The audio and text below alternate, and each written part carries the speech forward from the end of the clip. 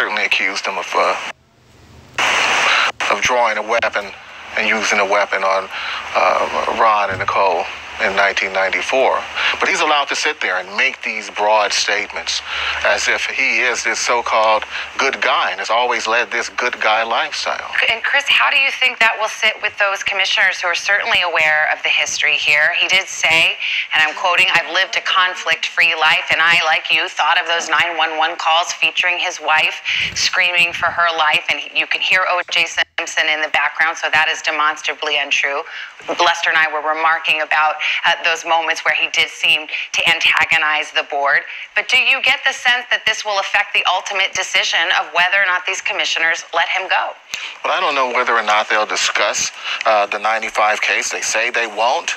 But on the other hand, if you're looking at O.J. Simpson to assess whether or not he's truly remorseful, how can you find that he is if you know that he is sitting in front of you lying over and over again? The notion that he is rehabilitated, or that he's even accepted responsibility for his conduct in this case. What does he say? "I wish it had never happened." He blames a guy that had a concealed weapon permit. So you knew he was armed. You bring him to the room, and then Simpson says, "Well, I didn't know he pointed a gun at someone." Well, why did you bring a man with a gun to the room in the first place?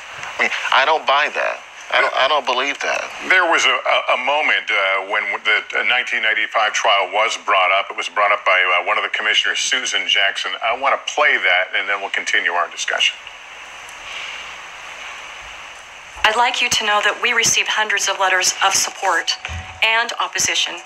And while we always encourage public input, the majority of the opposition letters are asking us to consider your 1995 acquittal and subsequent civil judgment. However, these items will not be considered in this case. Thank you. Thank you. I don't know if she was speaking for herself, that she won't consider it, or if that was a decision of the board itself. You obviously are very close to this, and we understand this. Taken, though, as an armed robbery and as a 9-year sentence, in any other case, would you think that this is a case that's a slam dunk for parole? Well, I can tell you this: O.J. Simpson is convinced that he is about to get a parole date. I mean, he's laid back and easy and feels like there's no way he won't get a parole. 9 years on a robbery where the individual is not armed, I don't think that is an outrageous sentence. I would not complain if an individual with no criminal history committed a robbery where he did not physically harm the victim and was not armed. I would consider a 9-year sentence more than fair. But not in this case, not with O.J. Simpson.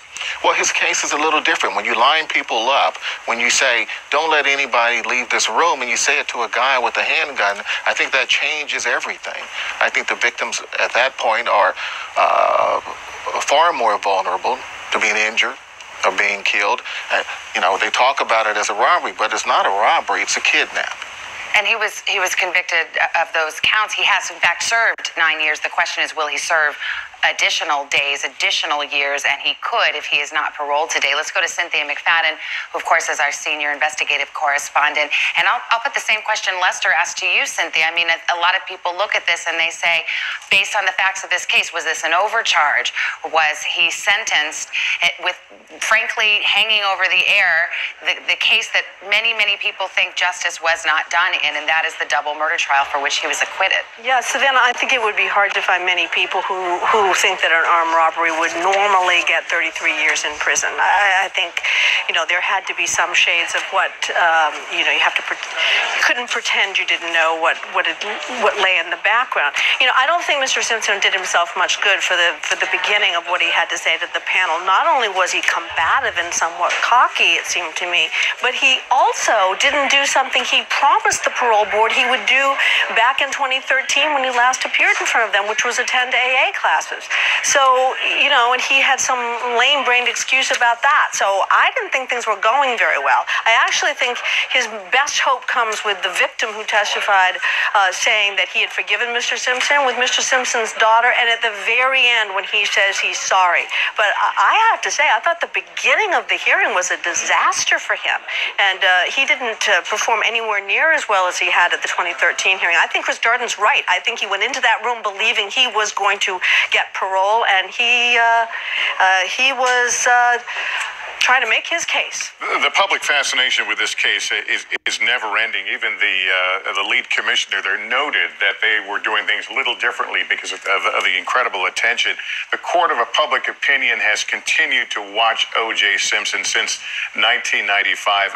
Last year, an NBC News Wall Street Journal poll brought up the question about O.J. Simpson's culpability in the murders he was accused of his wife and friend. In June of last year, it found that 69% of registered voters believe that Simpson did commit the murders. That was an all-time high. Only 7% said he did not. So even after all these years, people are still litigating that case. And that, let's make no mistake about it, that's the case, not this one, that creates the interest we're seeing here. Absolutely. But for some people, the people that feel that that was a travesty of justice in 1995, that he walked on those charges, many people took comfort, karmic comfort, in the sense that, all right, he is behind bars. I think Chris Darden would probably put himself in that category. Would you, Chris? Well, you know what? It's really not my call. And I can't spend my life worrying about OJ's whereabouts as long as he isn't standing behind me with a butcher knife. But when I think about this hearing, and I think about the victim testimony, and usually victim impact testimony is powerful testimony.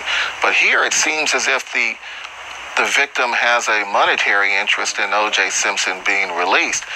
Simpson's lawyer alluded to some judgment and some ongoing civil litigation in California that he wanted O.J. Simpson to take care of. It sounds to me that he wants O.J. Simpson out so that O.J. Simpson can pay off a judgment. That's strange, and it would cause me as a commissioner to question just how important or how much weight to lend to the victim's testimony. I want to go out to Joe Fryer right now, who is in Lovelock outside the prison. He's been following developments there. We heard just prior to the recess they were going to now retire and deliberate.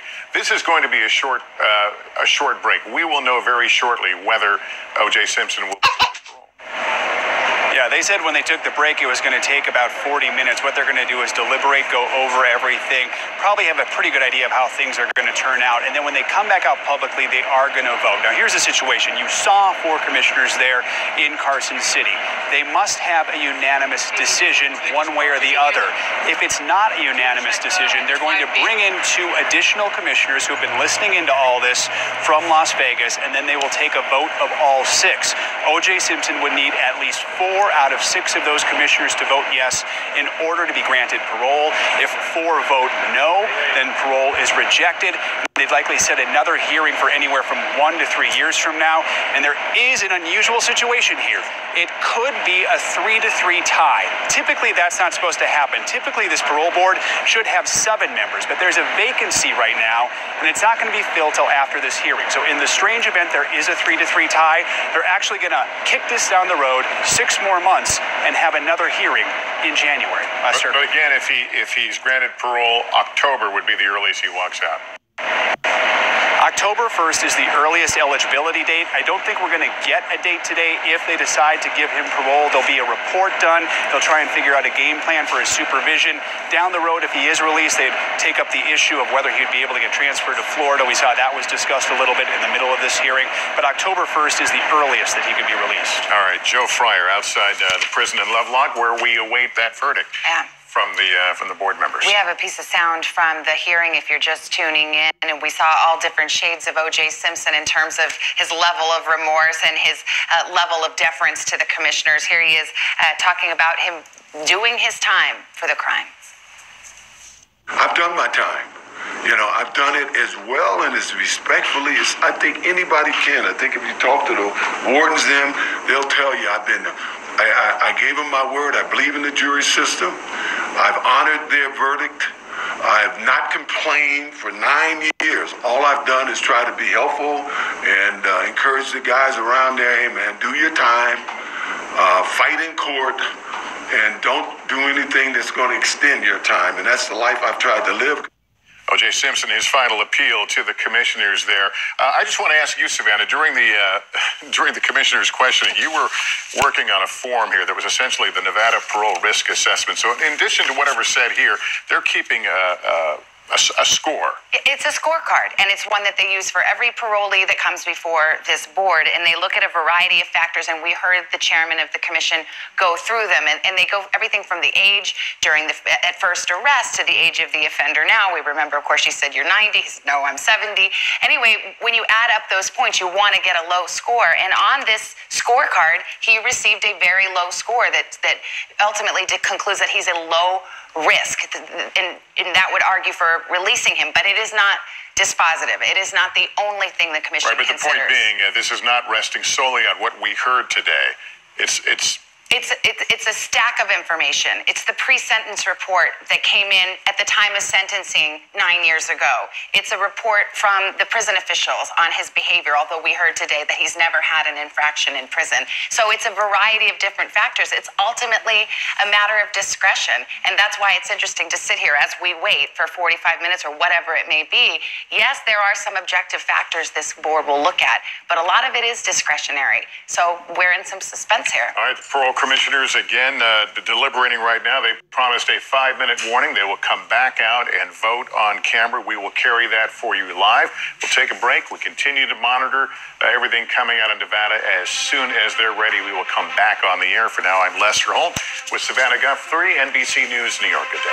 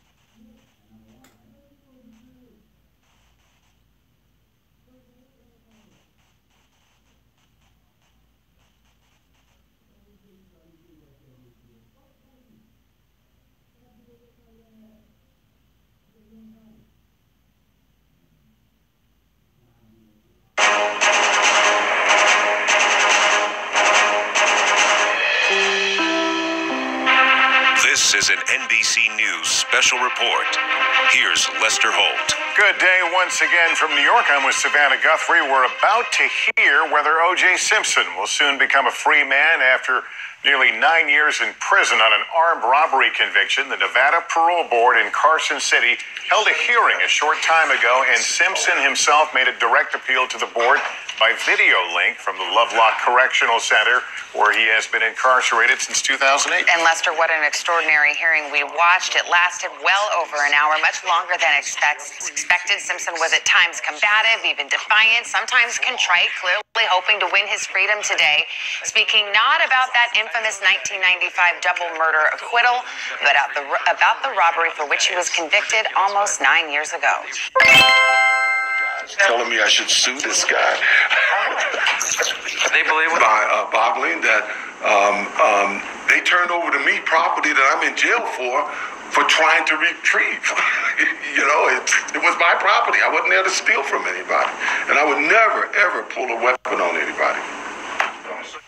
That was Simpson during the hearing, and I believe we have a live shot now of Simpson back in that room. Now, that is the Lovelock Correctional Facility. He's looking very loose, looks like a man who feels good about what transpired earlier today. The commissioner, his sister and his daughter, we believe, are still in the room. Yes. We don't know who he's talking to here, but... Yeah, so there he is awaiting this news, and over in Carson City, which is 100 miles away, is where we have the parole commissioners having deliberated and informed the media there that they're about 5 minutes away from issuing a decision. So that's the hearing room, and then we see O.J. Simpson waiting to learn his fate. And Cynthia McFadden is our senior investigative correspondent. She covered the O.J. criminal trial, the murder trial, in 1995, and has been watching this session today. From everything you have heard and the folks you have talked to, is there little standing in the way of him being released, or his release being ordered tonight? I think what we heard from the commissioners make it seem that there is very little standing in the way of his being released. Although I have to say my heart is sort of pounding. I remember the exact same circumstances, very different stakes. In 1995, being ushered into the courtroom after a very brief deliberation by that criminal jury, and thinking that there was going to be a conviction, and there was not one. So I'm not sure I trust my gut when it comes to O.J. Simpson, but I think, based on what we heard, based on what the aggravating circumstances were and the mitigating circumstances, based on the parole board's checklist, I think he's gonna walk out of there in October. Well, Cynthia, if you read body language, he seems to think so. Let's listen in, because I think we actually can hear him on the microphone in that hearing room. We've seen him talking. Oh, they just turned it down, so they probably got wind that the whole world was listening and watching as we await this decision. Joe Fryer's outside the correctional facility and has been covering this for us as we watch the commissioners walk in live. And Joe, it certainly seems, speaking of body language, if you just kind of looked at what the commissioners were asking, some of the testimony they heard, for example, from somebody talking about the release and going to a different state, seemed like this was headed in the direction of parole being granted, but we'll know in a few minutes. We'll know for sure, and those are the questions they have to ask in a situation like this. What we're looking for to happen right now is they're going to take a vote with the 4 commissioners who are there. They must reach a unanimous decision. If they don't, they're going to quickly reach out to 2 additional commissioners who've been listening in on this. Back to you guys. All right, and the full team of commissioners now is present, and we will listen as they make their decision. Okay. I call this parole hearing on Orenthal James Simpson back into order. Are we ready to vote, folks? Chairman Bisbee, I'll start off. Mr. Simpson, you organized this crime in which 2 victims were robbed at gunpoint. It was a serious crime, and there was no excuse for it. You deserve to be sent to prison. You've been in prison now almost 9 years, the minimum amount imposed by the court. You have complied with the rules of the prison. You have programmed in an acceptable manner. You have no prior conviction of criminal activity. You are low risk to reoffend on our guidelines. You have community support and stable release plans. We've heard from you and from your victim. The question here, as with all parole hearings, is whether or not you have served enough time in prison on this case. Considering all of these factors, my vote is to grant your parole effective when eligible. Thank you.